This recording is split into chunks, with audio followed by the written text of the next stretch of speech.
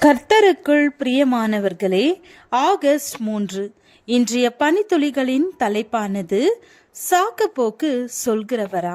வசனம் யாத்ராகமம் 4வது அதிகாரம் 10வது வசனம்.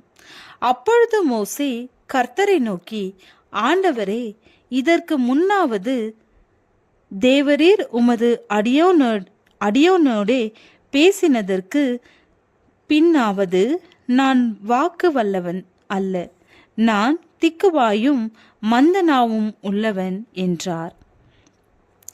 சாக்குப்போக்கு சொல்லும்போது நாம் வெறுக்கிறவர்களாக இருக்கிறோம். சாக்குப்போக்கு என்பது நம் கடமை அல்லது பொறுப்பு என்றும் தெரிந்தும் அவற்றை நிராகரிப்பதாகும்.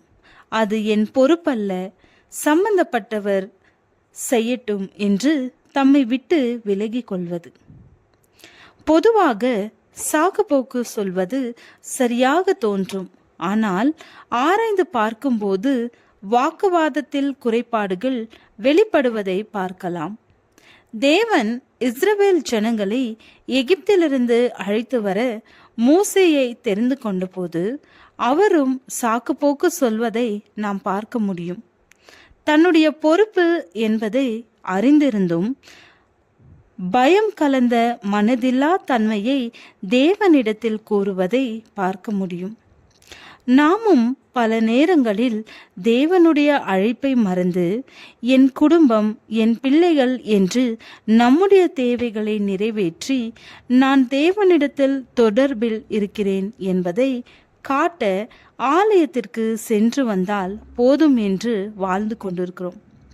போதுமான அளவுக்கு பேசுவதற்கும் எழுதுவதற்கும் பயிற்சி எடுக்கவில்லை என்று மோசேயை போல் கூறி விலகுகிறவர்களாக இருக்கிறோம்.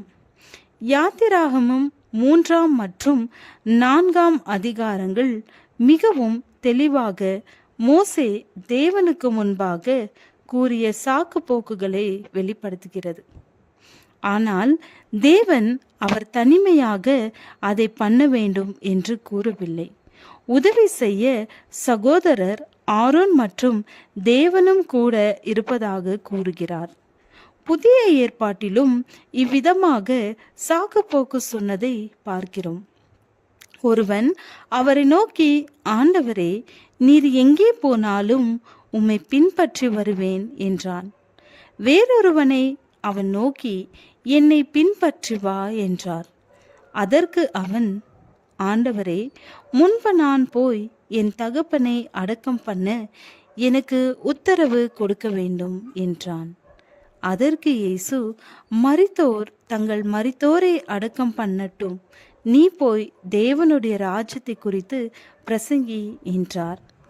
தேவனுடைய வேலையை செய்வதற்கு அவரே நமக்கு கற்று தருவார். அதற்கு நாம் செய்ய வேண்டியது ஒன்று, நம்மை முழுமையாக ஒப்பு கொடுக்க வேண்டும்.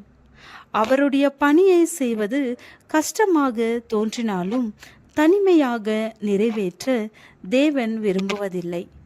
நாம் அதற்கு தகுதி இல்லாதவர்கள் என்று ஒளிந்து கொள்ள வேண்டியது இல்லை. மோசேக்கு இஸ்ரவேலை நடத்தி செல்ல தேவன் உதவி செய்தது போல நமக்கும் தெய்வ பணியை செய்ய உதவுவார். ஒப்பு கொடுப்போம். ஜெபம். பிதாவே, நீர் எங்களை அழைத்த அழைப்பிற்கு நன்றி. சாக்குப்போக்கு சொல்லாதிருக்க கற்றுத்தாரும். ஆமென்.